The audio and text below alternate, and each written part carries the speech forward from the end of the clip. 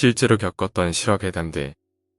첫 번째 이야기, 바닥을 기어다니는 군인. 제가 군 복무할 무렵 이야기입니다. 저는 가평에 있는 부대에서 복무했었습니다. 이 사건은 제가 일병 5호봉이던 시절 탄약고 경계초소 근무를 서던 후임 김일병에게 일어난 사건입니다. 김일병은 불침번 근무자이자 고참인 신상병이 깨워 잠에서 일어났답니다. 밖에서는 비 내리는 소리가 유난히 시끄러웠었던 날이었지요. 근무 시간은 새벽 2시부터 4시까지였고 가장 피곤하고 졸린 시간대였죠. 4개의 소대가 번갈아가며 한 달에 한 번씩 서는 탄약고 근무였습니다. 탄약고는 언덕 쪽에 위치해 있었기에 투입 시간보다 훨씬 일찍 일어나야만 했죠. 그런 탓에 다들 탄약고 근무를 서는 날이면 매우 싫어했었습니다. 거기다 비까지 오는 날이니 그야말로 최악의 근무였습니다. 김일병은 서둘러 환복을 하고 단독군장을 차고 방탄 헬멧을 썼죠. 그리고 행정반에 가서 시건된 총기를 꺼내고 대검을 받은 뒤 보고를 했습니다. 당직 사관님, 보고드립니다. 탄약고 근무 투입하겠습니다. 그러자 졸고 있다 막 잠에서 깬 당직 사관은 졸음이 덜 깬 목소리로 알겠다고 대답했습니다. 대대실장에게 보고 후 팀장에게 공포탄을 받아 검사 후 출발했습니다. 비 오는 날이면 우비를 써야 하는데 김일병은 계급에서 밀리다 보니 찢어진 우비를 받았더랍니다. 그걸 쓰고 가니 비는 새고 옷은 젖어 잠이 금세 확 깼다네요. 그렇게 올라서 탄약고에 도착해 근무에 투입했습니다. 고참과 같이 서는 근무였죠.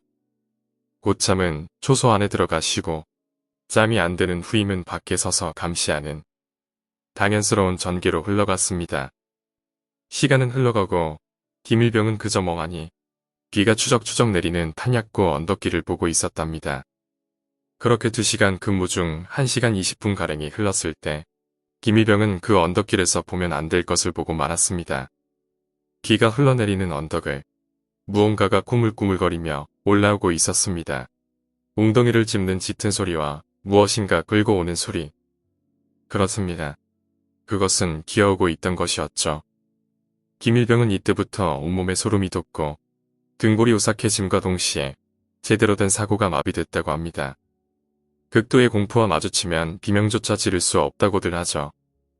입도 마비되어 같이 근무 들어온 염상병을 구를 수도 없었다고 합니다. 초소 암 기둥에 기대어 있을 염상병을 불렀지만 들리지 않는지 그 상태 그대로였습니다.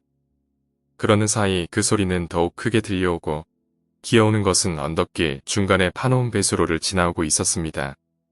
짙게 들리는 물을 짚는 소리와 더불어 그것의 형체가 서서히 보이기 시작했습니다. 낡은 군복을 입고 있는 군인이었습니다. 허리 아래 부분은 날아간 건지 절단된 건지 없었고 찢어진 상의 옷까지만 끌려오고 있었다고 합니다. 비 오는 날 검은 형체가 기이한 소리를 내며 기어오고 있는 것만으로도 졸도할 지경인데 김일병을 더 미치게 만든 건 그것의 얼굴이었습니다. 두 눈구멍은 뻥 뚫려 눈알은 보이지 않고 턱은 찢어져 간신히 붙어있는 채 덜렁거리고 있었답니다. 그런 녀석이 말라 비틀어진 팔로 기어오는 모습을 보니 완전히 정신이 나갈 만도 하죠. 김일병은 자기도 모르게 공포탄 장전을 하고 비명을 지르며 한 발을 쏜 뒤 기절했다고 합니다. 이후 총소리를 듣고서야 잠에서 깬 염상병의 긴급보고로 거품을 물고 실신한 김일병이 대대팀장 및 보분대 기조에게 실려 내려왔습니다. 그 탓에 당시 졸고 있던 염상병은 진급이 누락당했고요. 김일병은 쓰러진 이유를 보고했지만 군대라는 곳이 어디 귀신 봤다고 넘어가주는 동네겠습니까? 결국 군의관에게 정신착란으로 인한 극도의 공포에 의한 발포라는 길고 얼토당토하는 판정을 받고 나서 휴가도 잘리고 진급도 누락당하더군요. 하지만 제가 이 이야기의 진상을 알게 된 것은 한참 뒤의 일이었습니다.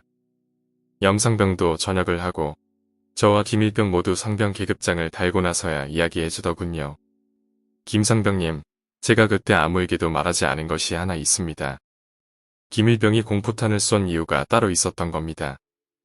그 기어오는 질척한 소리가 가까워 올수록 목소리가 들리더랍니다.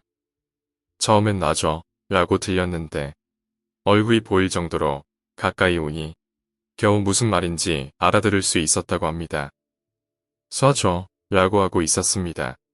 낡은 군복을 입고 기어오는 게 말하기 낮은 목소리로 쏴줘 라고 하더란 말입니다. 아마 한국전쟁 당시 폭격으로 하반신을 잃고 숨을 거둔 군인의 혼령이었을까요? 이유를 알고 나니 마음이 착잡해지더군요. 수십 년이 훌쩍 넘은 지금까지 그 아픈 몸을 이끌고 기어다니며 자신을 고통에서 해방시켜줄 누군가를 찾아다니는 군인의 혼령이라니 군 복무하는 도중 전쟁의 참혹함을 다시금 뼈에 새겼던 순간이었습니다. 두 번째 이야기, 소름 끼치는 베란다. 저희 집은 저와 동갑인 오래된 아파트고 아파트 뒤엔 산이 있어서 복도 쪽 창문에서 산이 바로 보입니다. 이것 때문인지 창가 쪽에 자리한 제 방은 여름에도 한여름이 아니면 좀 서늘하고 낮에도 그늘진 감이 있지요. 이런 집 구조 탓인지 아니면 제가 유달리기가 약한 탓인지 저희 집에서 일어난 심령현상은 거의 저 혼자 겪습니다. 자잘한 에피소드가 있지만 그중 가장 인상 깊었고 아직까지 겪고 있는 일을 이야기해볼까 합니다. 제가 고등학교 3학년 때 엄마랑 둘이 거실에서 TV를 보다가 동생이 학원차에서 내릴 시간이 되어 엄마가 동생을 마중 나갔어요. 겨울이라 이미 하늘은 어둑해졌고 저는 그냥 TV를 보고 있었죠. 갑자기 엄마에게서 전화가 왔어요. 베란다에 흰 천이 걸려있는 것 같은데 이불 갖다고 가서 확인 좀 해보라고 했죠. 거실과 베란다가 미닫이 문으로 연결된 구조라 저는 전화를 끊지 않고 베란다로 나가 둘러봤어요. 그런데 이불은커녕 빨래거리도 걸려있지 않았고 흰 천은 보이지도 않았어요. 창문을 열어 밑을 내려다보니 동생과 엄마가 보여서 전화에 대고 아무것도 없는데 라고 대답했죠. 그런데 엄마가 내 옆에 흰 천 같은 게 서 있는 것처럼 불쑥 걸려있다는 것이었습니다. 가뜩이나 가위도 자주 눌리는 저는 섬찟해져서 괜히 엄마에게 화를 냈어요. 장난치지 말라고 그런 게 어디 있냐고 말이죠. 화를 내곤 전화를 끊고 베란다 문을 걸쇠까지 잠궈버렸어요. 그런데 몇 분 지나지 않아 엄마와 동생이 뛰어오는 겁니다. 왜 그렇게 급하게 오냐고 물어보니 제가 전화로 그런 게 어딨어? 라고 말하는 순간 그 흰 천 같은 게 저를 돌아보더라는 겁니다. 형태도 뚜렷하지 않았지만 그것의 머리 부분이 저를 향해 돌아가는 게 보여 불안해서 뛰어 올라왔다고 하더라고요. 저는 너무 소름이 끼치고 무서워서 한동안 베란다에 못 갔어요. 그걸로 끝이면 좋겠는데 그때가 목요일이었거든요. 토요일에 온 가족이 늦잠을 자고 일어났더니 거실 쪽 전선 코드가 다 뽑혀져 있었어요. 애써 청소하다가 끌려 들어간 거라고 자기 체면을 걸었지만 너무 신경 쓰이더라고요. 제 방 안에 있는 인형이 전부 뒤돌아 있던 일도 있었습니다. 방문마다 십자가를 걸고 난 뒤엔 잠잠하지만 제 방 문밖 책장 위에 작은 자기 인형은 아직도 돌아가요. 매일 똑바로 앞을 보게 세워둬도 어느새인가 방 쪽으로 돌려져 있죠. 아직까지 별일은 없지만 자꾸 이 집에서 사는 게 불안해지네요. 오늘 이야기는 여기까지입니다. 오늘 이야기가 재미있으셨다면 구독과 좋아요, 댓글 부탁드립니다. 댓글은 저에게 큰 힘이 됩니다. 감사합니다.